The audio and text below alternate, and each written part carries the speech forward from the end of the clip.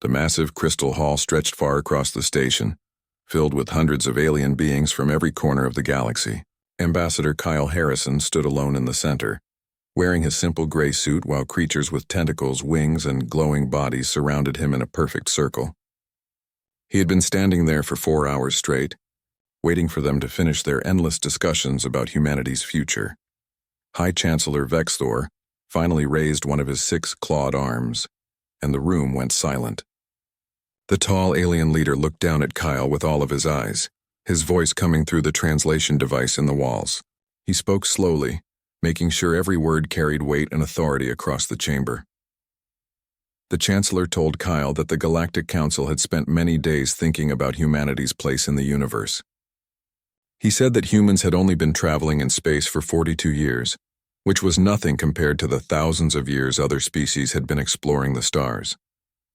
During that short time, humanity had caused many problems by disrupting trade routes, settling on planets that other species wanted, and breaking dozens of important rules that kept peace in the galaxy.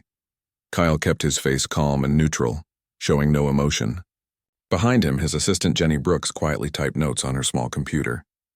She was probably writing something about how the aliens loved to make everything sound more dramatic than it really was. Kyle had learned to be patient during his 30 years working as a diplomat, meeting with alien species on 4 different worlds before coming here. The Chancellor continued speaking, explaining that the Council demanded payment from humanity. He said humans had used too many resources, expanded too quickly into space, and showed no respect for the way things had always been done. The other aliens in the room made sounds of agreement, clicking their claws, waving their tentacles, and flashing their lights in patterns that meant they supported everything the Chancellor said. Then Vexthor stood up to his full height of 3 meters, making himself look as powerful and threatening as possible. He declared that humanity would give tribute to the Council every single year, forever. Humans would have to give away half of all the food they grew, a quarter of everything they manufactured in their factories, and 30% of all their scientific discoveries and new inventions.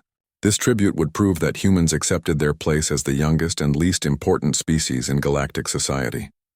The chamber exploded with noise as aliens celebrated the announcement. They were happy that humanity would finally be forced to submit and obey. Kyle waited quietly, knowing that the most important skill in dealing with powerful aliens was understanding exactly when to speak and when to stay silent.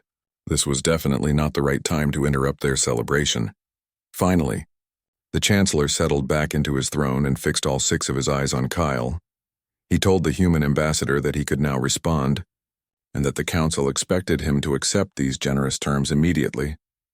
The way Vexthor said the word generous made it clear he thought humans should feel grateful for being allowed to exist at all. Kyle thought about his grandfather, who had fought in the terrible resource wars back on Earth. He thought about his sister, who was farming on a colony world called New Colorado, working hard every day to grow food for thousands of people. He thought about the 3 billion humans living on 17 different planets and hundreds of space stations, all of them working and dreaming of building a good future among the stars. Then Kyle spoke, his voice calm and clear, carrying to every corner of the vast chamber. He said just one word, a word that every human knew and understood.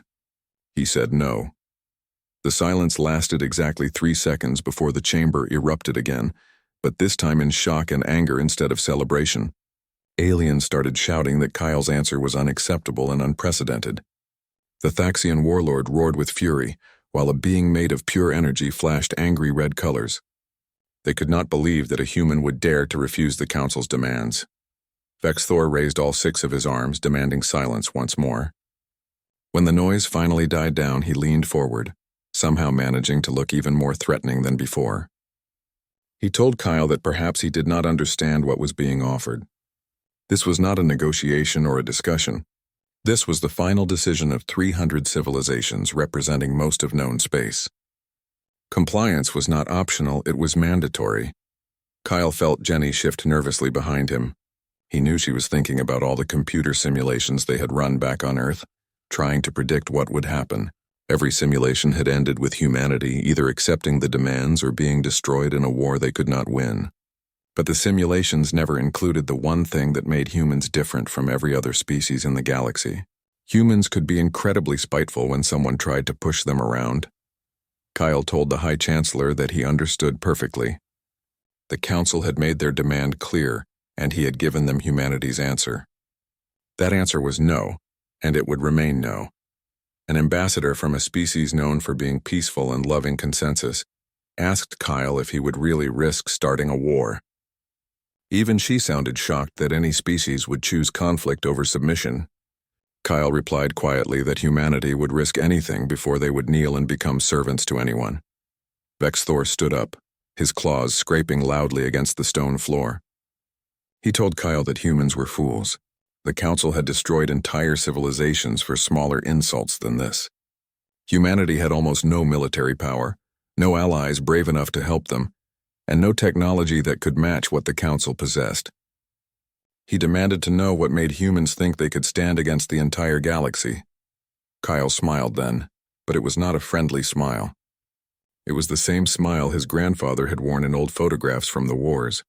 It was the smile of someone who had decided to fight no matter what the cost. He told the Chancellor that the Council had never fought against someone with nothing left to lose.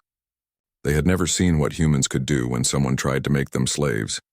He turned to Jenny and told her to pack their things because they were leaving immediately. As they walked toward the massive doors, Vexthor's voice echoed behind them. He said that humanity had 30 days to reconsider. After that deadline passed, the Council fleet would come to enforce their decision by force. Kyle's defiance would be remembered as the moment humanity chose extinction over wisdom. Kyle paused at the threshold and looked back at the High Chancellor. He agreed that this moment would be remembered, but not in the way Vexthor thought. The doors sealed behind them with a sound like a coffin closing. In the corridor outside, Jenny finally spoke, asking if Kyle realized what he had just done. Kyle said he had started a war. Jenny shook her head and said no, he had done something much more important. He had given humanity exactly what they had been waiting for since reaching the stars. He had given them a reason to show the galaxy what humans were really made of. Kyle nodded and told Jenny to contact Earth immediately. He said to tell them to activate Protocol Omega. Jenny's eyes went wide because she knew that Protocol Omega was humanity's last resort plan, the one they had hoped never to use. Kyle explained that the Council had asked humans to kneel and wanted to make them vassals. They had no idea what they had just awakened. Humanity did not kneel. Humans adapted, overcame obstacles, and won against impossible odds. Behind them, through the sealed doors, the Galactic Council began discussing the coming war with casual confidence. They had crushed rebellions before and brought proud species to heel. They had maintained order for 10,000 years through superior technology and overwhelming force. They believed that no single species could stand against 300 united civilizations. They had never met humans before, and they were about to learn a very painful lesson about what happened when you threatened a species that had spent 10,000 years perfecting the art of warfare against themselves. The emergency session of the United Earth government started 6 hours after Kyle's message reached home. President Margaret Sullivan stood before a massive holographic display showing every human colony, ship, and station scattered across space. 17 worlds, 400 orbital stations, and 3 billion people all depended on what happened next. She began by telling everyone in the chamber that they were now at war. The room filled with representatives from every nation and colony fell completely silent. Admiral Frank Chen, who commanded Earth's defense fleet, leaned forward in his seat. Someone objected that they were not officially at war yet because the Council had given them 30 days. President Sullivan corrected him firmly. She said the Council had given humanity a choice between slavery and death, and Ambassador Harrison had made the only choice any human could make. Now they had to make sure he had not sacrificed 3 billion lives for the sake of pride alone. General Lisa Park, who was in charge of protecting all the colonies, activated her own display. She told the president that their military forces were substantial, but they were outnumbered 300 to 1. The Council fleet had ships that could crack entire planets apart. Their weapons could boil away atmospheres. Their shields could absorb nuclear strikes without even flickering. Admiral Chen acknowledged that they could not fight the Council using conventional warfare. Then he smiled and said that was a good thing because humans were not conventional at all. He stood up, his weathered face looking grim but determined. He explained that Protocol Omega had been designed for exactly this kind of situation. Humanity had been preparing for it since first contact with the Council, because they had learned something important during their first diplomatic meetings. The Council thought humans were primitives. They thought humans were weak. They thought humans would break just like every other species they had conquered before. President Sullivan said that the Council was about to learn that humans had been preparing for war since they lived in caves. Humanity had just never had opponents worthy of their full attention before now. Deep beneath the surface of the moon, in a facility that officially did not exist on any records, Dr. Alan Price stood before a large window looking into an enormous hangar. Row after row of sleek, dangerous-looking ships filled the space. These were ships that had never appeared on any official registry or document. These were weapons that violated 17 different treaties that humanity had signed with other species. This was humanity's secret fleet, hidden and waiting for the day it would be needed. Admiral Chen arrived and stood beside Dr. Price, asking how many ships they had ready. Dr. Price replied that there were 2,000 warships, each one controlled by artificial intelligence systems more sophisticated than anything the Council had ever encountered. Each ship was equipped with weapon systems humanity had been developing since the resource wars back on Earth, and each one was completely invisible to the Council's detection systems. Chen asked if they were using some kind of stealth technology. Dr. Price said it was better than stealth. He explained that the ships had dimensional shift drives that allowed them to exist slightly out of phase with normal space. The Council could not detect these ships because, technically, they were not entirely present in normal reality. Admiral Chen whistled softly and asked how long humanity had been building this secret fleet. Dr. Price told him they had started immediately after first contact with the Council. Humanity realized right away that the Council would never accept them as equals, so they prepared for the day when the aliens would try to make humans into servants. They built, they planned, and they waited patiently for this moment. Chen asked about the weapon systems. Dr. Price smiled grimly and began listing them.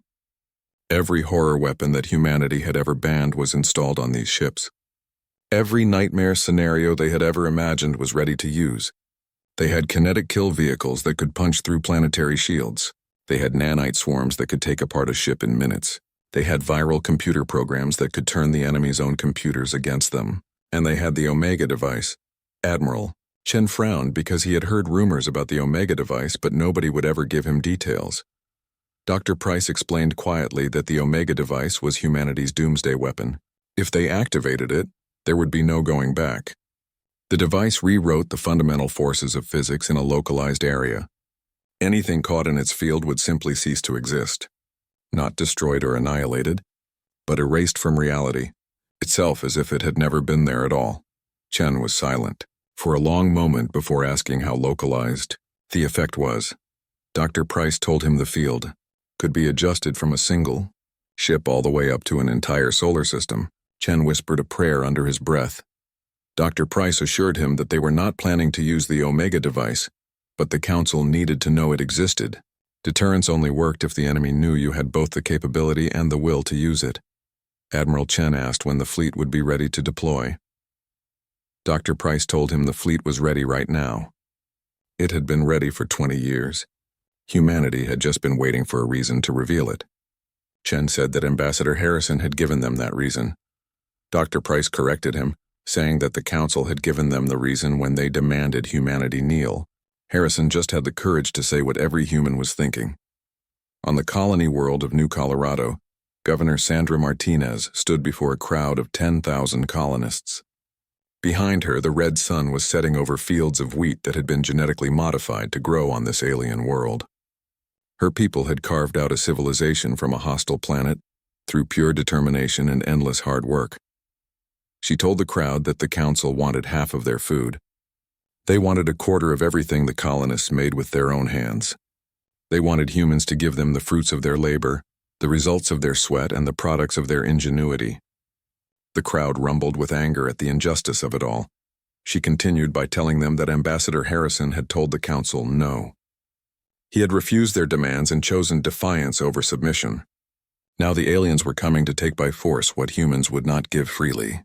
A young man near the front shouted, asking what they should do. Governor Martinez smiled and said they would do what humans had always done when someone tried to take what was theirs. They would fight. They would resist. They would win. The crowd erupted in cheers.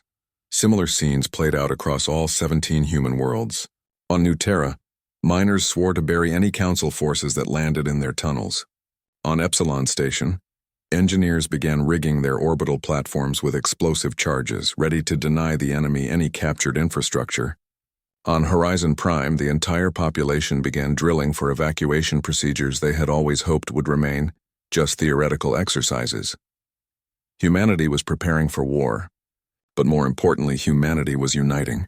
Political differences vanished overnight. Economic rivalries became completely irrelevant. Old grievances were forgotten in the face of an existential threat. For the first time in their entire history, 3 billion humans spoke with one voice, felt with one heart, and prepared to fight with one single purpose.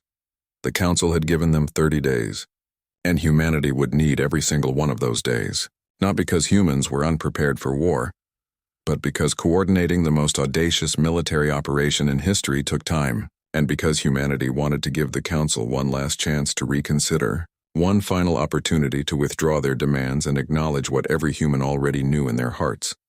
Humans would rather burn than kneel, and they had the weapons to make good on that promise. The Galactic Council met again after 20 days had passed. High Chancellor Vex Thor had not expected to see Ambassador Kyle Harrison return to the station. But there he stood again, looking calm and composed with that same unsettling smile on his face. Kyle began by greeting the Chancellor and the honored members of the Council. He said he had returned as a courtesy, to provide them with information that might cause them to reconsider their course of action. Vex Thor leaned back in his throne and asked if Kyle was there to accept their terms. Kyle said no, just that one word again, and it hung in the air like a challenge. The word no seemed to echo through the chamber. Ambassador Kelseth from the Harmony civilization said that Kyle was wasting their time. The fleet was already being mobilized. 17 battle groups would converge on Earth's solar system in exactly 10 days. Nothing Kyle could say would change this fact. Kyle replied that he was not there to change their minds. He was there to warn them.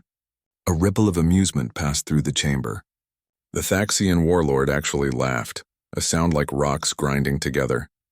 Vex Thor asked what humans could possibly warn the Council about.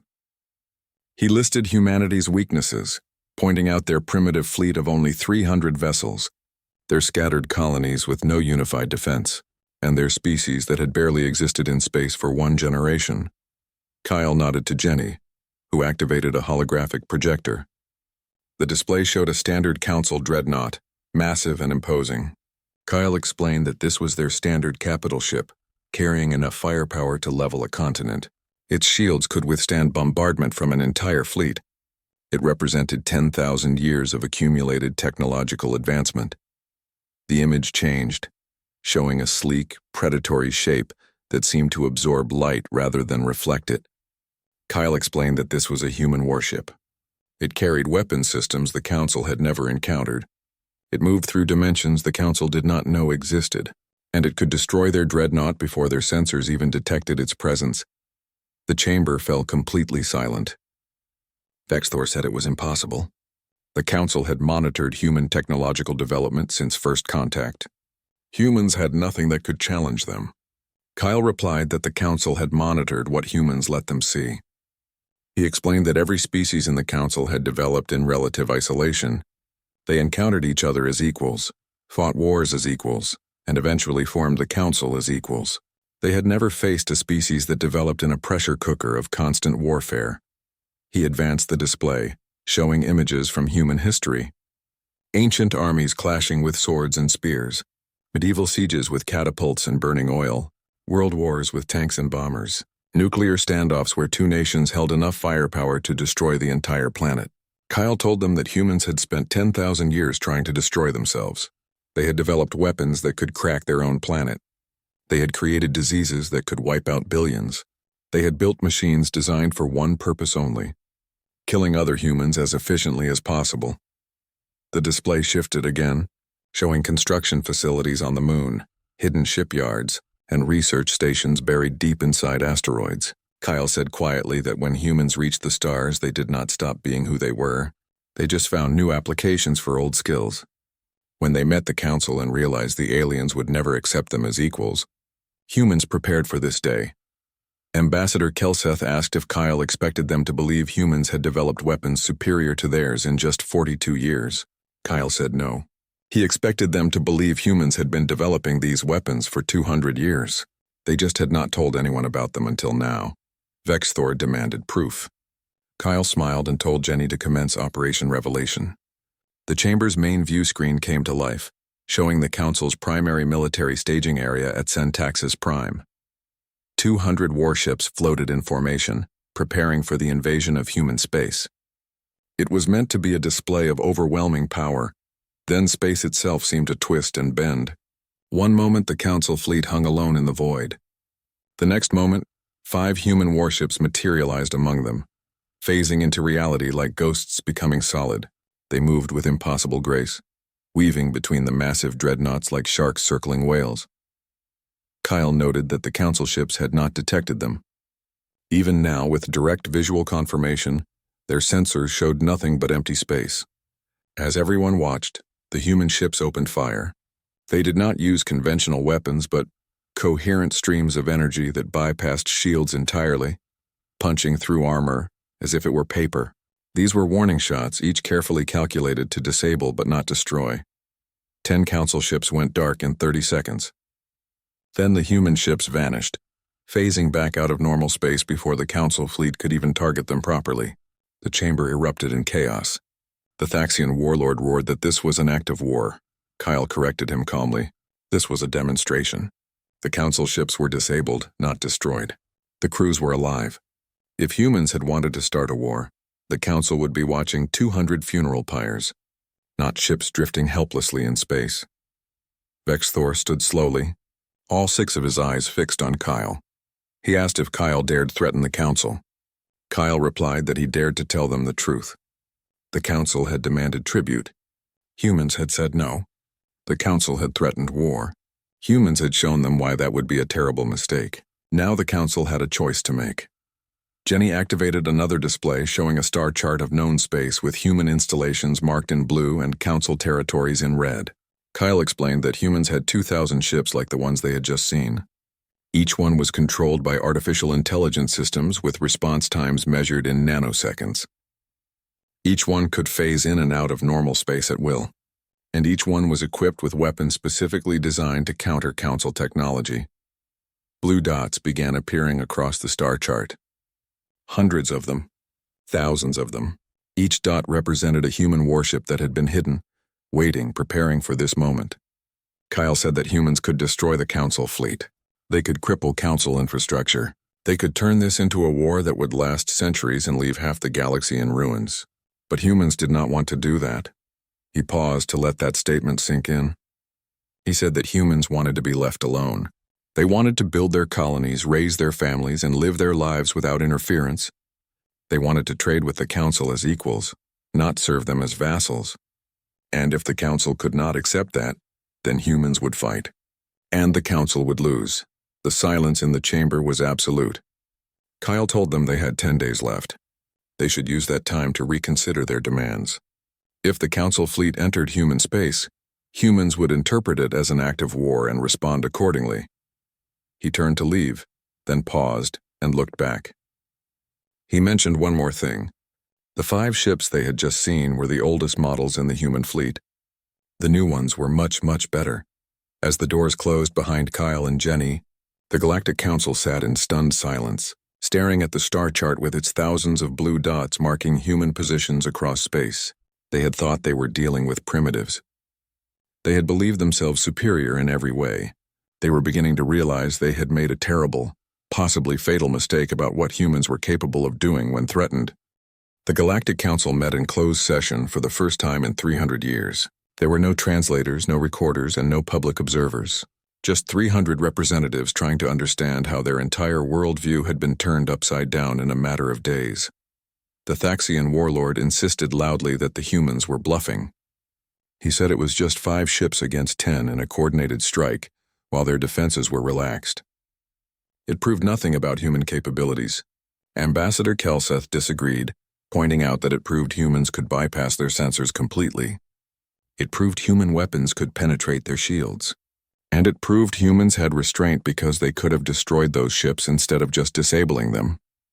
Elder Cricks of the Observers, a species known for their analytical minds, suggested that perhaps the real message was in that restraint. The humans had demonstrated capability while showing mercy. They were warning the Council, not threatening them with total destruction. Vexthor had been silent throughout the entire debate, which was unusual for him. Now he stood, his massive frame casting long shadows across the chamber floor. He said he had personally reviewed all the tactical data from the incident. The human ships moved with precision that suggested artificial intelligence control. Their weapons utilized principles that the Council had deemed purely theoretical and impossible to weaponize. And their stealth capabilities rendered the entire Council detection grid completely obsolete. He paused to let the implications of his words sink into everyone's minds. If the humans had 2,000 such vessels, and if even a fraction of what Ambassador Harrison claimed was accurate, then a war with humanity would cost the Council dearly. Perhaps even fatally. The Thaxian warlord asked incredulously if Vexthor was suggesting they withdraw their demands. After humans had shown such disrespect and actually attacked their fleet, how could they back down now? Vexthor corrected him, saying that humans had disabled 10 ships, not destroyed them. They had not harmed any of the crews. They had sent a message written in the language of warfare that every military commander could understand. That message said clearly, "We can hurt you badly, but we would prefer not to." Ambassador Kelseth nodded in agreement. She said she had been studying human history carefully since the crisis began. Humans were a species completely defined by conflict. They had fought each other for millennia, developed weapons of incredible destructive power, and survived multiple crises that would have annihilated most other civilizations. If humans said they could defeat the Council, everyone should take that claim very seriously. A representative from the Meridian Collective asked what would happen to Council authority if they yielded to human threats. Every species in the galaxy would question their power. The Council's rule depended entirely on the perception of strength and invincibility. Elder Cricks observed that there was also strength in wisdom, and wisdom lay in recognizing when a conflict would cost far more than it would ever gain. Not everyone in the Council was convinced by these arguments. A faction led by the Thaxian warlord and supported by 36 militant species argued loudly for immediate action. They met privately in a separate chamber, their voices raised in anger and frustration. The warlord declared that they could not allow this insult to stand unpunished. Humanity was like a cancer that had to be removed before it spread to other species. Their defiance would inspire others to resist Council authority. It was better to crush them now, whatever the cost might be in ships and lives. Commander Zex of the Armada nodded his agreement. Their intelligence suggested the humans were wildly exaggerating their capabilities. 2,000 advanced warships was impossible. Humans lacked the industrial capacity to produce such a fleet in complete secrecy. This was psychological warfare and nothing more. Someone objected, mentioning the demonstration and how the stealth technology alone represented a complete paradigm shift in warfare. The warlord dismissed this as a clever trick, likely using stolen technology from one of the newer Council member species. They would adapt to it, develop countermeasures, and proceed as originally planned. The invasion fleet would launch in 10 days, and that timeline would not change for anyone. But even as the hardliners made their aggressive plans, doubt crept into their thoughts. They had all watched the demonstration. They had seen the ease with which human ships bypassed their most advanced defenses, and they remembered the cold certainty in Ambassador Harrison's voice when he said the Council would lose this war. Kyle sat alone in his quarters on the diplomatic station, staring at an old photograph of Earth that he kept on his desk. Jenny entered quietly, carrying 2 cups of coffee. She asked if he thought the Council would back down from their demands. Kyle admitted honestly that he did not know. They had shown the Council exactly what they needed to see. They had proved humans could hurt them badly. They had demonstrated restraint and control, and they had given the Council a clear way out of this crisis. But the Council had ruled the galaxy for 10,000 years. Backing down might actually be harder for them than going to war. Jenny said quietly that if the Council came, a lot of people were going to die on both sides. Kyle acknowledged this painful truth. That was exactly why he had made the demonstration as clear and undeniable as possible. Humans could win this war, but winning meant killing millions of sentient beings, maybe even billions. And that was a moral burden he did not want humanity to carry for the rest of its existence. He took a sip of the bitter coffee, using the taste to ground himself in the present moment. He said that humans had spent 10,000 years learning how to kill each other with maximum efficiency. They had developed weapons that could crack planets apart, engineered diseases that could wipe out entire populations, and created military strategies that could break civilizations completely. And then one day, humans had stopped. They chose peace over war. They chose cooperation over competition. They chose to be better than their own violent history. Jenny finished his thought, saying that humans never forgot those hard-earned lessons. Kyle agreed, saying no, they never forgot. When humans met the council and realized the aliens saw them as primitives to be exploited, rather than equals to be respected, humanity prepared for exactly this day. They built the weapons in secret. They trained the crews in hidden facilities. They developed the strategies in classified war rooms. Not because they wanted war, but because they knew it might become absolutely necessary for survival. Jenny was quiet for a moment before speaking. She said the scariest part was how ready humanity was for this conflict. 3 billion people scattered across 17 worlds, and every single one of them would fight if necessary. No hesitation, no doubt.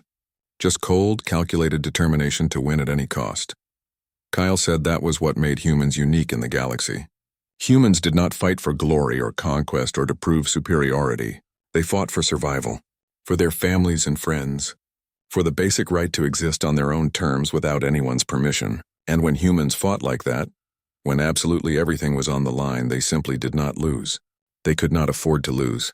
A notification alert sounded on his personal communicator. Kyle read the message carefully, then smiled grimly. Jenny asked what the message said. Kyle told her that Admiral Chen reported all fleets were in position and ready. 2,000 ships fully crewed by the best artificial intelligence systems humanity had ever created. If the Council fleet entered human space, they would be walking into a trap. Jenny asked about Protocol Omega in a whisper. Kyle's expression darkened considerably. He said it was armed and ready for immediate deployment. If the situation came to that terrible point, if the Council forced humanity to the absolute brink of extinction, they would use it without hesitation. But he prayed to every god in every human culture that it would not come to that final desperate measure. They sat together in silence. 2 humans thousands of light years from their homeworld, carrying the crushing weight of 3 billion lives on their shoulders. Outside the viewport, distant stars wheeled in their eternal dance, completely indifferent to the drama playing out among the thinking species who claimed dominion over them. 10 days remained, and those 10 days would determine whether the galaxy would know peace or war. The deadline approached like a slowly descending blade. With just 2 hours remaining before the Council fleet would launch their invasion, the Council met one final time. The chamber was filled with tension so thick it could almost be seen in the air. Every representative understood that their next decision would echo through galactic history for thousands of years to come. High Chancellor Vexthor rose slowly from his throne, his 6 eyes carefully scanning each of the assembled representatives. In one of his clawed appendages, he held a data crystal containing the final intelligence reports on human military capabilities. The numbers contained in that crystal were deeply sobering and frightening.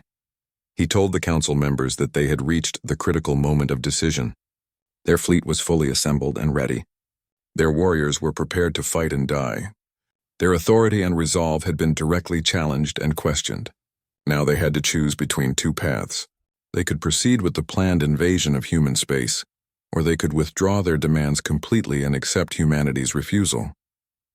The Thaxian warlord stood up immediately and forcefully.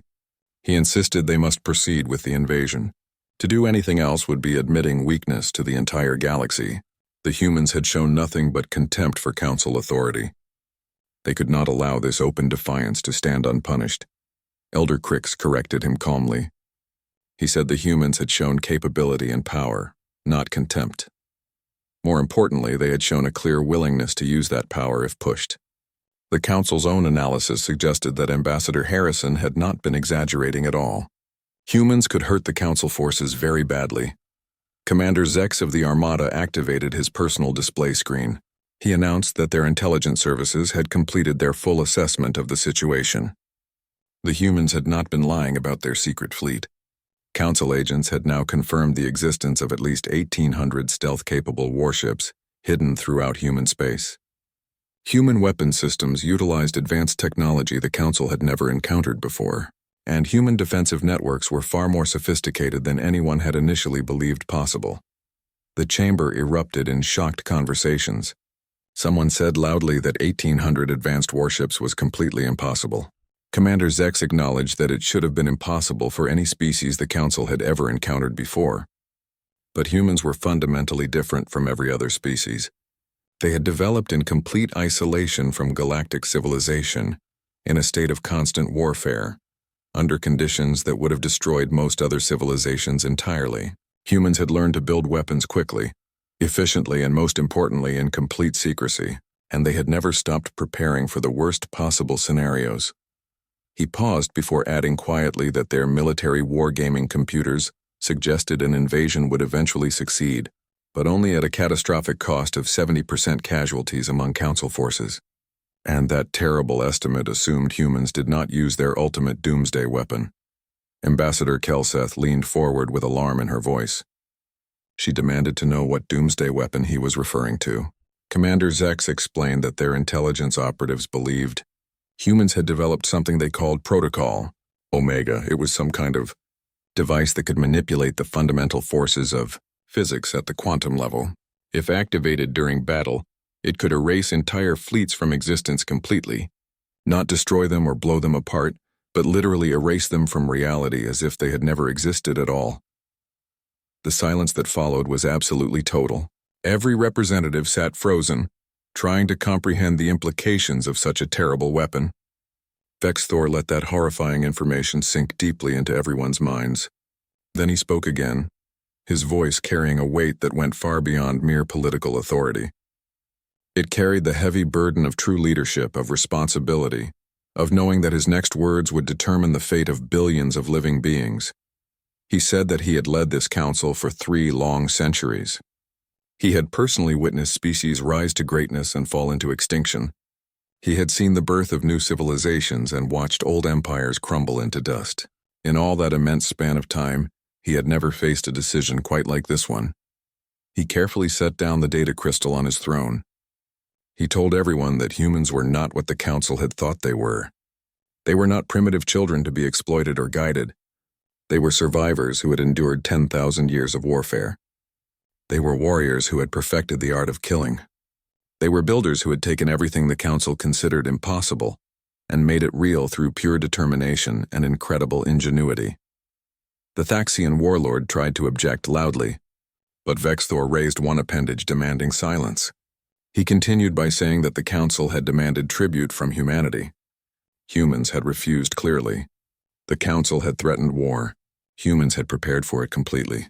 Now the Council had to ask itself one critical question. What would they actually gain from this conflict? Resources they did not really need. Territory they could not effectively occupy or control. The temporary satisfaction of enforcing their will on a species that had already proven capable of resisting it. He looked slowly around the entire chamber, meeting the eyes of each representative directly. Or would they lose something far more valuable than any of those things? They would lose the peace they had carefully maintained for thousands of years. They would lose the stability that allowed trade and cooperation to flourish across the galaxy. They would lose the moral authority that came from choosing wisdom and restraint over violence and domination. Ambassador Kelseth stood and asked if the High Chancellor was actually suggesting they withdraw all their demands. Vexthor replied that he was suggesting they recognize reality as it truly was. Humans had clearly shown they could fight effectively. More importantly, they had shown they absolutely would fight if invaded. The real question was not whether the Council could eventually defeat humanity through superior numbers. The question was whether the cost of that victory was worth paying in blood and destruction. He activated a holographic display showing detailed casualty projections. The numbers were truly staggering to behold. He said that 70% casualties meant that for every 10 ships they sent into battle, 7 would never return home.